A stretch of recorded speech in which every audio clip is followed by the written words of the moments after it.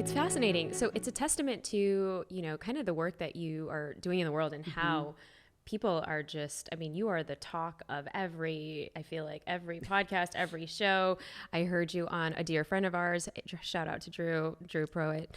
And, a lot of the things that you shared around just women's health in general.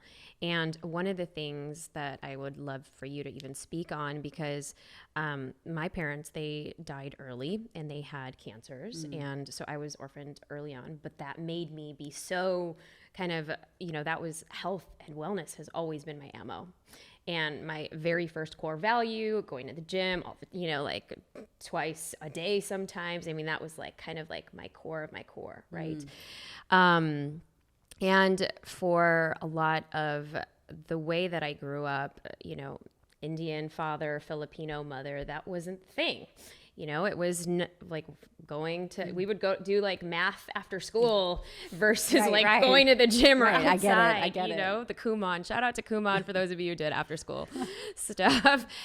And what is it that you can say to, like, I have an elderly, like we have elders in our family who aren't really taking care of their health, and they have people like us who were the way showers, and we're like, well, eating healthy, eating this, eating that. And now you've come up with this protocol pretty much of how people know you. I love it.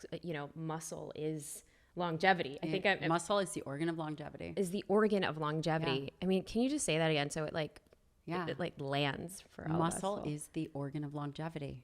And when we think about muscle, the majority of people think about fitness. But muscle is the largest endocrine organ in the body.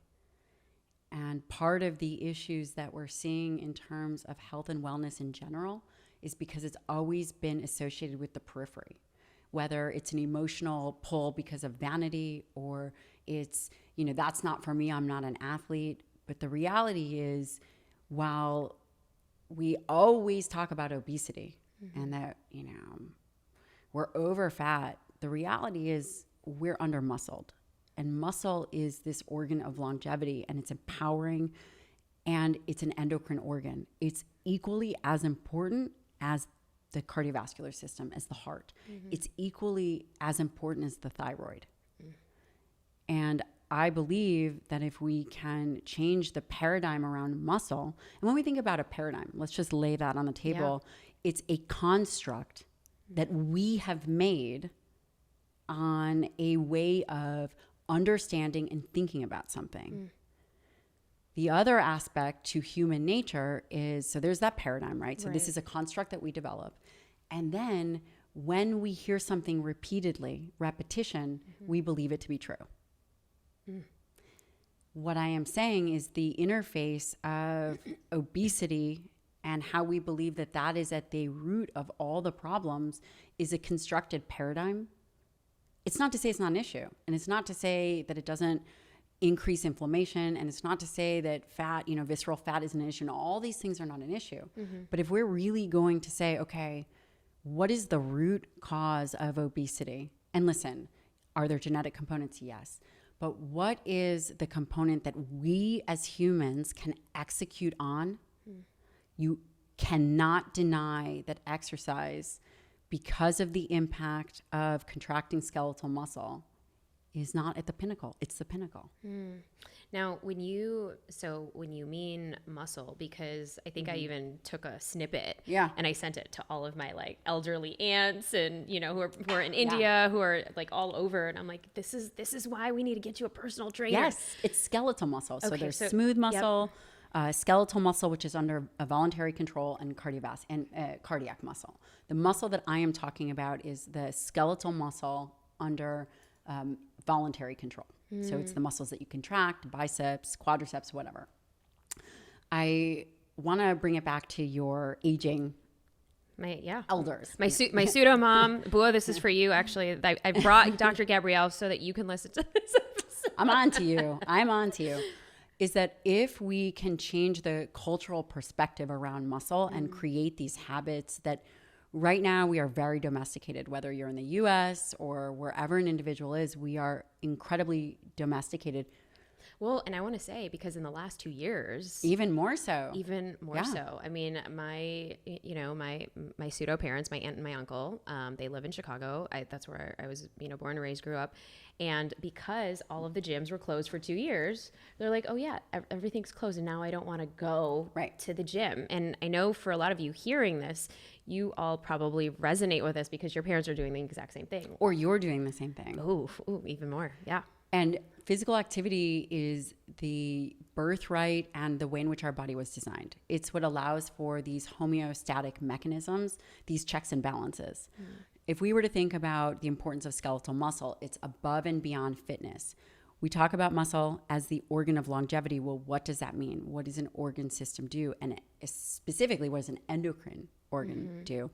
When you contract skeletal muscle, it releases myokines. It releases proteins that go throughout the whole body that have very specific impact on the body. And just to think of a few things, it helps regulate immune system.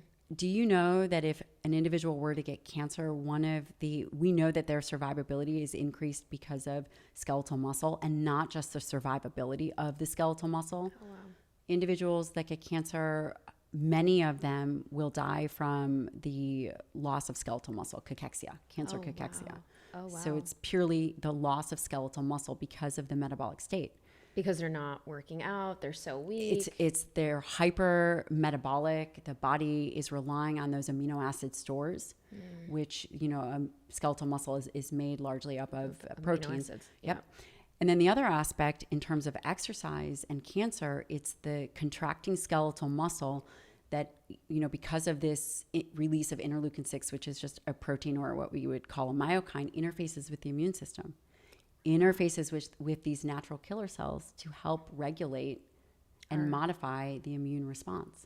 So you're basically saying, and I'll break it into layman's terms, basically, so if we have more skeletal muscle, we will have less disease. If you have more skeletal muscle, will you have less disease? Your ability to survive in the face of illness will be exponentially increased. Wow. If you have healthy skeletal muscle, you will have an increased chance of survivability across nearly all diseases. Wow. And that is a very bold and difficult statement to say. The healthier and fitter, and when I say healthy, I'm really defining fitness. In the literature, you'll see things like the healthy sedentary person. Oh gosh, yes. Can we talk about that? It just doesn't exist. The person that's just sitting on their desk all day long. Right? If you are sedentary, that you are unhealthy. And of course, how do we define disease, and how could I possibly say that these people are unhealthy? Well, if you are sitting around and you are not moving skeletal muscle and you are not being physically active, you are unhealthy, and it's just a matter of time. See you next time at the Brave Table.